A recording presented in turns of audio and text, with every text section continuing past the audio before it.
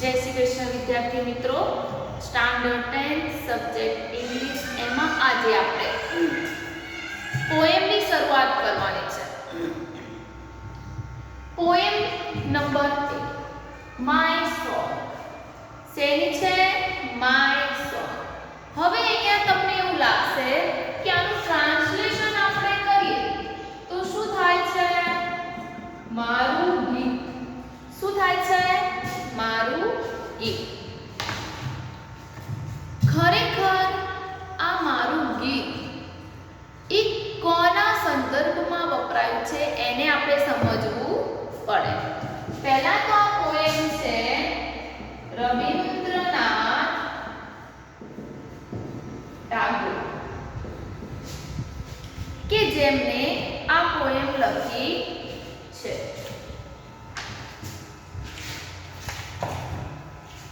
સમજો, એક માનો અપાર પ્રેમ આમાં બતાવ્યો છે।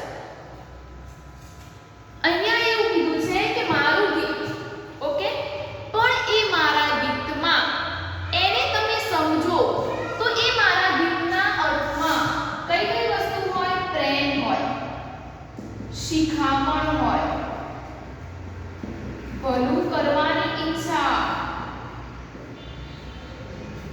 સલાહ,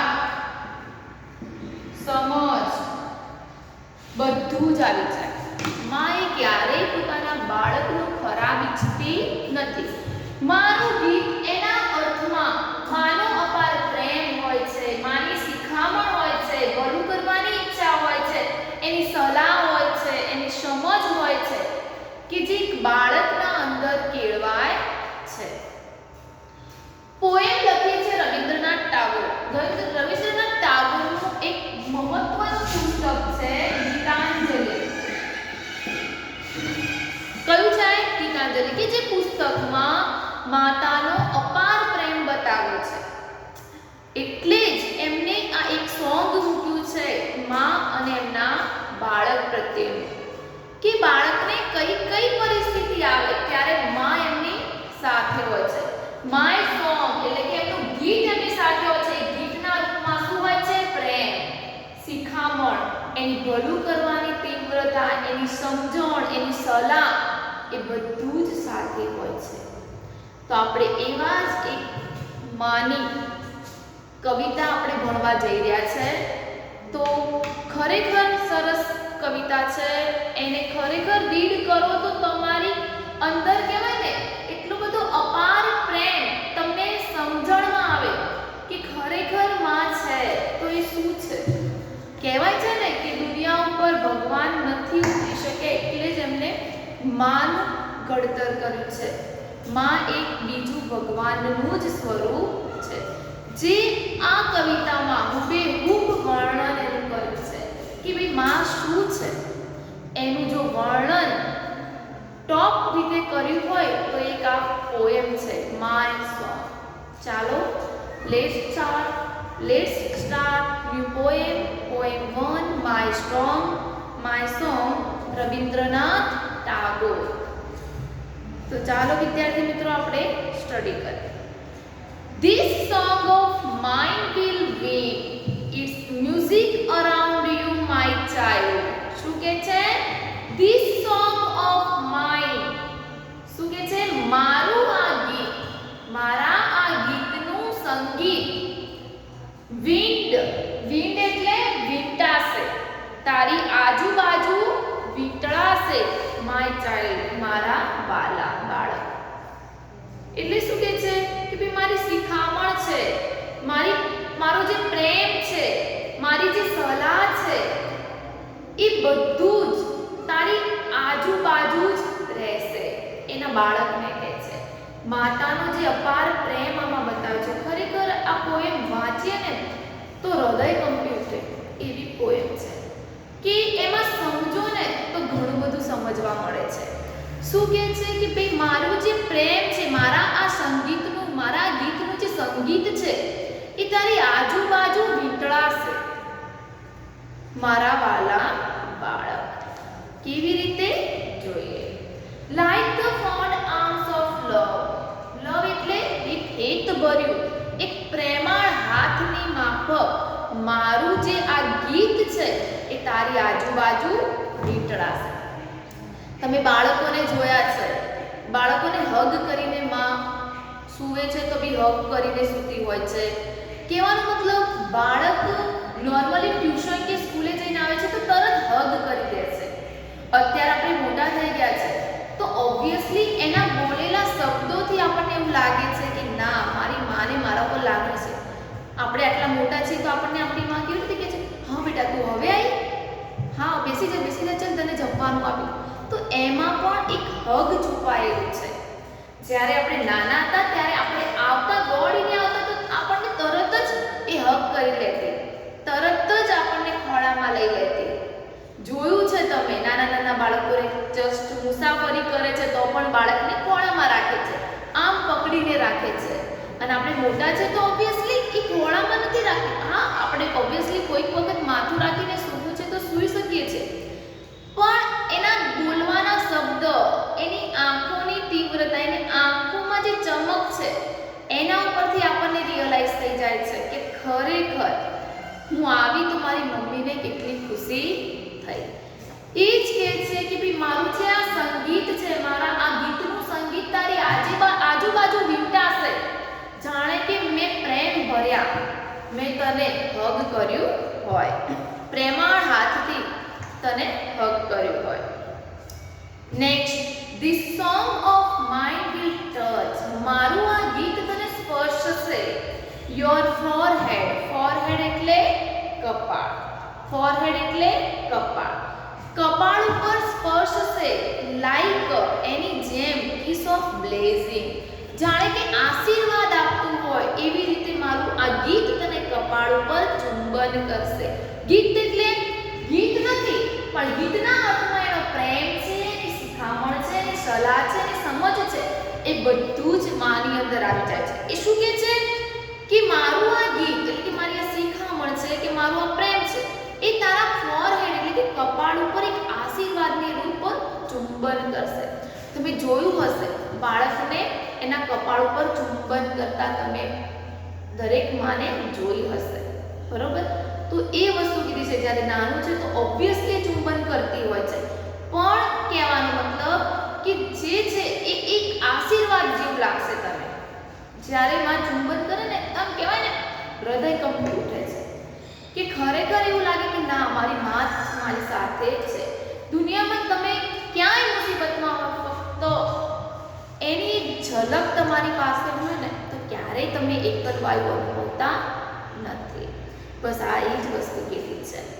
When you are alone, it will sit by your side and whisper in your eye. શું કહે છે હવે? જ્યારે તું એકલો હોય, alone. શું કહે છે? alone. જ્યારે તું એકલો હોય, કહેવાનો મતલબ આજે અત્યારે હું તમારી સમક્ષ વિડિયો ઉતારી રહી છું ઓનલાઈન, તો હું હાલ એકલી છું, બરોબર? મારી આજુબાજુ ઘણા છે પણ અહીં શું છું? એકલી છું.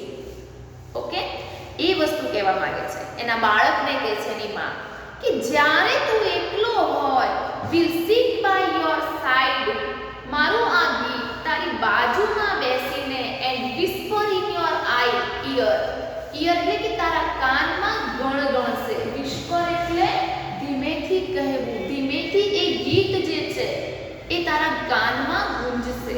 તને એકલવાયા જેવું લાગશે નહીં. આ અલોન નો મતલબ શું થાય છે બેટા? સમજો કે ભાઈ અલોન અને એક લોનલી, આ બંનેનો મતલબ એકલું જ થાય છે. સમજો, હાલ હું તમારી સમક્ષ વિડિયો લઉં છું, ક્યાં તો કશે જઉં છું, કોઈક રૂમમાં બેસું છું, બરોબર? તો એ શબ્દ હું અલોન છું. કેવી છું? અલોન. હા, મારી આજુબાજુ ઘણા બધા છે, પણ એ સમય દરમિયાન કેવી છું? એકલી છું. લોનલી એટલે કે હું જૂથમાં છું, હું ટોળામાં છું, મારી આજુબાજુ કહેવાનો મતલબ ઘણા બધા છે, પણ છતાંય હું એકલવાયા જેવું અનુભવું છું. એને કહેવાય લોનલી. આ બંનેનો અર્થ સેમ થાય છે, પણ બંનેના જો તમે સમજવા જાઓ ને તો ડિફરન્ટ વ્યૂ છે.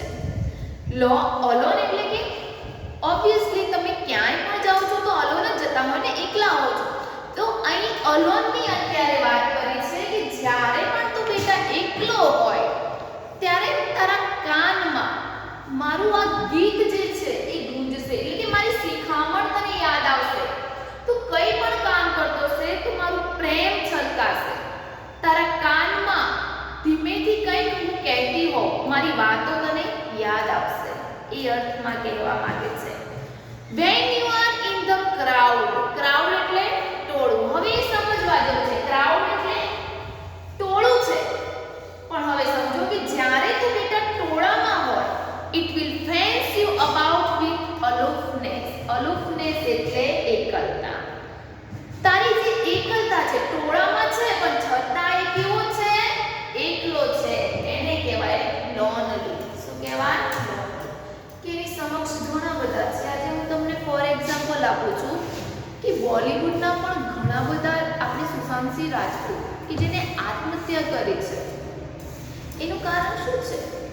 એના ફોલોવર્સ ઘણા બધા છે, એના વ્યુઅર્સ ઘણા બધા છે, એને ચાહનારા લોકો ઘણા બધા છે, પણ એને કોઈ સમજી શકે એવું કોઈ નથી. ત્યારે એને શું અનુભવ્યું? લોનલી અનુભવ્યું કે એકલવાળું જીવન. એના ફોલોવર્સ ઘણા બધા છે, વ્યુઅર્સ ઘણા બધા છે, અને દેશમાં ચાહનારા ઘણા બધા છે, પણ છતાંય એ કેવું અનુભવે છે એની લાઈફમાં? લોનલી. માટે જ એને આત્મહત્યા કરી. એટલે માણસ અલોન છે તો ફક્ત એની સાથે એની યાદો છે. આપણે જસ્ટ બેઠા છીએ શાંત વાતાવરણમાં તો આપણે પાસ્ટ કે કંઈક જે સારું કામ કર્યું છે એવું યાદ કરીશું. પણ જ્યારે માણસ લોનલી હોય છે, શું એવું જ કહે છે કે તું ટોળામાં હોય ત્યારે તારી એકલતામાં મારું આ ગીત તારો સાથ આપશે, તારું રક્ષણ કરશે. એટલે કે જ્યારે પણ બેટા તને એવું લાગે કે તું લોનલી છે, તું તારી આજુબાજુ ઘણા બધા છે પણ છતાંય તું એકલવાયું અનુભવે છે, તો તારે મારો પ્રેમ, શિખામણ, મારી સલાહને અનુસરવાનું છે. એ હંમેશા તારું રક્ષણ કરશે. એ હંમેશા મારો પ્રેમ તારને સાથ આપશે. એવું એક માં પોતાના બાળકને કહે છે. My song will be like a pair of wings to your dreams. મારું આ સોંગ તારા સપનાની પાંખોમાં બનાવવામાં મદદરૂપ થશે. એટલે કે તારા જે સપના છે એને પૂરા કરવામાં મારી આ શિખામણ છે, મારી આ વાતો છે એ તને અવશ્ય મદદ કરશે. It will transport your heart to the worlds of the unknown. શું કે છે? મારું આ ગીત unknown એટલે કે તું જે વસ્તુ જાણતો નથી એના કિનારા સુધી પહોંચવામાં પણ તને મદદ કરશે. વર્લ્ડ્સ એટલે કિનારા. શું કે છે? મારું આ કિનારો, મારું આ ગીત જે છે, મારી આ શિખામણ, મારી આ ભલાઈ, મારી આ તારી પ્રત્યેની સમજ, કે મારો આ અપાર પ્રેમ, મારી આ લાગણી, મારા જે ઇમોશન્સ છે એ તને કિનારા સુધી પહોંચવામાં પણ મદદ કરશે. It will be like the faithful star overhead when dark night is over your road. જ્યારે તું રસ્તાના ગાઢ અંધકારમાં હોય ત્યારે તારા માથા ઉપર એક ફેથફુલ એટલે એક વિશ્વાસુ તારો ચમકશે. મારું આ ગીત એ તારાના માફક રહેશે. ધારો કે તું કોઈ મુસીબતમાં છે, બરોબર, તો મારી આ જે શિખામણ છે, મારી વાતો છે, એક વિશ્વાસુ તારાની માફક તારા માથા ઉપર રહેશે, એટલે કે તારા મગજમાં રહેશે કે ભાઈ મારી જેટલી પણ વાતો છે, મેં તને જેટલી શિખામણ આપી છે, મેં તને જેટલી સમજ મેં તારા અંદર કેળવી છે, મારી જે કેળવણી છે, મારી લાગણી છે, મારો પ્રેમ છે, એ તારા અંદર હંમેશ માટે રહેશે. My song will sit in the pupils of your eye. મારું જે આ ગીત છે એ તારી આંખોની કીકીઓમાં રહેશે. પ્યુપિલ્સ એટલે વિદ્યાર્થીઓને, પણ અહીંયા શું થાય છે? કીકીઓ. મારું જે આ ગીત છે તે તારી આંખોની કીકીમાં રહેશે, કેમ કે એનાથી તું દ્રષ્ટિ જોઈ શકે છે. The heart of things. જે વસ્તુ છે એ વસ્તુની ગહેરાઈ સુધી તું જઈ શકે છે. ધારો કે અમુક વખતે આપણે મૂડલેસ થઈ જતા હોય છે, ટેન્શનમાં હોય છે, સ્ટ્રેસમાં હોય છે, તો આપણે મૂડલેસ થઈ જતા હોય છે, તો જે કઈ વસ્તુ આપણા હાથમાં પણ હોય છે ને એને સમજી શકતા નથી. હાલ જેવું એટમોસ્ફિયર છે એને પણ આપણે માણી શકતા નથી. એટલે એવું કહે છે કે મારી શિખામણ, મારી યાદો, મારી લાગણી, મારો પ્રેમ તારા અંદર એટલો, તારી આંખોમાં એવો છવાઈ જશે કે તું કોઈ પણ મુસીબતમાં હોઈશ પણ તું એ વસ્તુની ગહેરાઈ સુધી જઈ શકીશ, એ વસ્તુને સમજી શકીશ. And when my voice is silent in death, જ્યારે મારો અવાજ, મારું ગીત સાયલેન્ટ થઈ જાય, ચૂપ થઈ જાય, એટલે કે હું જ્યારે પણ મૃત્યુ પામું, ત્યાં બહુ મસ્ત કડી બતાવવામાં આવી છે કે જ્યારે પણ હું મૃત્યુ પામું, જ્યારે પણ મારો અવાજ બંધ થઈ જાય, મારું ગીત જે તારી આજુબાજુ ફરતું હતું, તારા કાનમાં ગૂંજતું હતું, તારી આંખોમાં છવાતું હતું, એ ગીત જ્યારે બંધ થઈ જાય, એટલે કે હું મૃત્યુ પામું, my song will speak in your living heart, તારા જે જીવતું હૃદય છે એ જીવતા હૃદયમાં મારું ગીત હંમેશ માટે ધબકશે. એટલે કે મારી જે શિખામણ છે, મારી જે વાતો છે એ હંમેશ માટે તારા દિલમાં રહેશે. તું ક્યારેય એને ભૂલી શકીશ નહીં, ક્યારેય તું મારા પ્રેમને ભૂલી શકીશ નહીં. માટે જ કીધું છે ને કે ભગવાને બીજા ભગવાન ધરતી પર રાખ્યા છે કે જે છે એ માં છે. અત્યારે આ પોએમ સાંભળીને ખરેખર જે અનુભવ કરે છે, જેની આજુબાજુ એની માં છે, તો ખરેખર ક્યાં તો એમની પાસે એક વખત જઈ લેજો, ક્યાં તો એમના પગે પડજો, કે ક્યાં તો એમના ખોળામાં માથું રાખીને સૂઈ લેજો. કેમ કે અહીં એ જ વસ્તુ સમજાવવામાં માંગી છે કે માં છે ત્યાં સુધી એની સાથે પ્રેમભર્યા સંબંધોમાં આપણે રહી લઈએ. જ્યારે નથી હોતી, જ્યારે માં નથી હોતી, ત્યારે રોદણા રોવાને બદલે આપણે રોઈએ છીએ કે ભાઈ કાશ મેં એની સાથે આવું વર્તન કર્યું હતું, કાશ મેં એની સાથે સારું વર્તન કર્યું હતું. પણ શું અત્યારે જે પલ તમને મળી છે એનો ઉપયોગ કરીને મર્યા પછી રોદણા રોવાને બદલે એની સાથે અત્યારે પ્રેમ ભર્યા સંબંધો બાંધી લો, એની શિખામણ લો, એની વાતો ગ્રહણ કરો, એના અંદર જે કંઈ છે એ પૂરેપૂરું તમારા અંદર આપશે, પણ એને ગ્રહણ તમારે કરવું પડશે.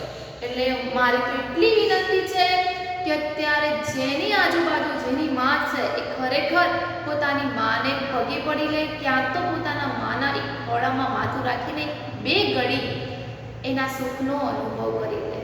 કેમ કે આ પોઈન્ટના અંદર એ જ વસ્તુ સમજાવવા માંગી છે, માં હંમેશ તમારી સાથે છે, જીવે છે તો પણ તમારી સાથે છે, જ્યારે મૃત્યુ પામે છે છતાં પણ એની વાતો, એની યાદો એ તમારા દિલમાં રહી જાય છે.